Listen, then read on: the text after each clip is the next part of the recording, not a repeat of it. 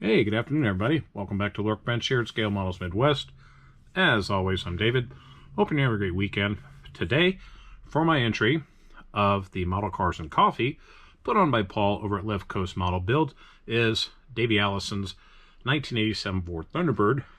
This is a kit that is put out by Salvinos JR, 124 scale. So they've reused the old monogram molds, cleaned them up, got some excellent power slide decals on this, and sent them out.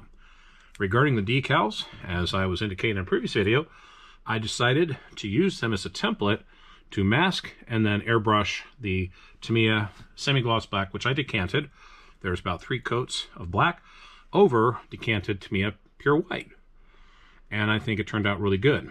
After I had the decals on it, I did 2 light mist coats of Testors Extreme Wet Look Clear Lacquer, and then once that's set, I put on 2 medium coats. And of course, as you can see, the window glass is nice and clear, which means that I didn't put the window glass on until after I cleared the kit.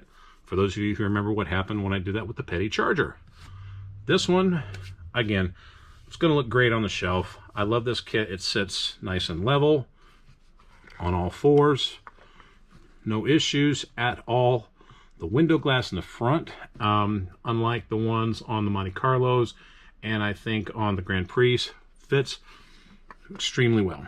Very flush, fits from the outside. The one in the back from the inside, and of course the sides fit on from the outside. But anyhow, interior was done in gold gray with clear, to me it's 13. The interior dashboard, hopefully you can see it, I sanded down those round tube gauge bezels that I put in there and sanded them really, really thin. And then I painted that all aluminum, got the decals in, and once that had dried, I went on ahead and put a couple of drops on each gauge face of canopy glue. So it kind of reflects and looks like there's actual glass in front of it. The drivetrain, as you can see, puts in really well, and I'm going to kind of give you some advice on this when you're building this kit. In the past, on the Grand Prix, the Monte Carlos, the even the Grand Ams, the side roll cages have not only the part that goes right here before the rear wheel well, but they also have part of the front end in place. And that kind of, if you follow the instructions, kind of makes things tight when you're trying to put the engine in, especially if you put the firewall in first. So I recommend still, even though this one has multi-piece roll cage in the front for the engine bay, I recommend still, if you can do it, put the engine in, line it up with your exhaust first, make sure that's all in place, then put your firewall in. I did that with this kit and I had absolutely no problem with it, although I do have just a slight gap here. It didn't interfere with the engine, and that's what I was looking for.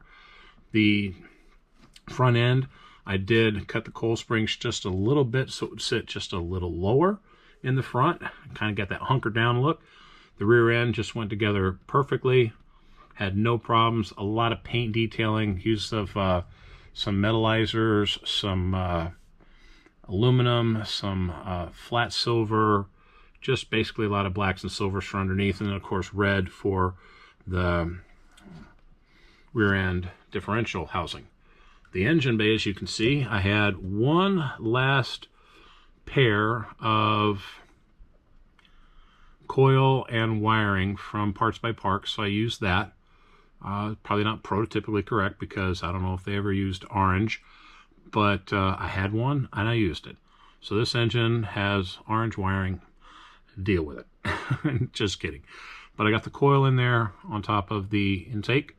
The wheels and the air cleaner were spray painted with my trusty Rust-Oleum metallic finish paint. A couple of coats of that, and when it was dried I cleared them as well. It's not $30 Revell chrome paint, but you know, it looks good. And That's all that matters to me. But if you're really insistent on using, you know, chrome wheels for this, as it looks like in the kit, then swap these out, because these are unpainted. Swap them out for the same kind of wheels I think are in several of the other kits, and they're chrome. And the chrome that they have in these Salvinos JR kits are nice and thick. They are very durable, so have at it. I just like this one, kind of gives it a nice race-worn look. I did a lot of panel line detail accents in the chassis and in the roll cage area. And as you can see, I did a little bit of detailing on the engine bay, the dash face, kind of weathered the roll cage a bit. I heard that Jim Rogers has some window net rolled down that you would kind of put over the door sill, which I'm thinking I might just do that, but I might also see how I can do if I could heat this up a little bit and just kind of let it roll over, you know, one of my plastic rods and see how that works. But for now, I got it built. It's going to go up on the shelf.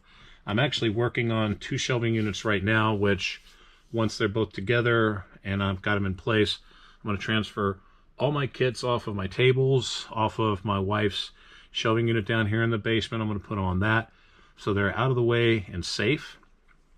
And I'll probably give you a tour of that on next week's Model Cars and Coffee, and show you what else I'm building. Until then, I want you to keep building the cool kits as always. Like and sub the channel. Tell your friends about this channel.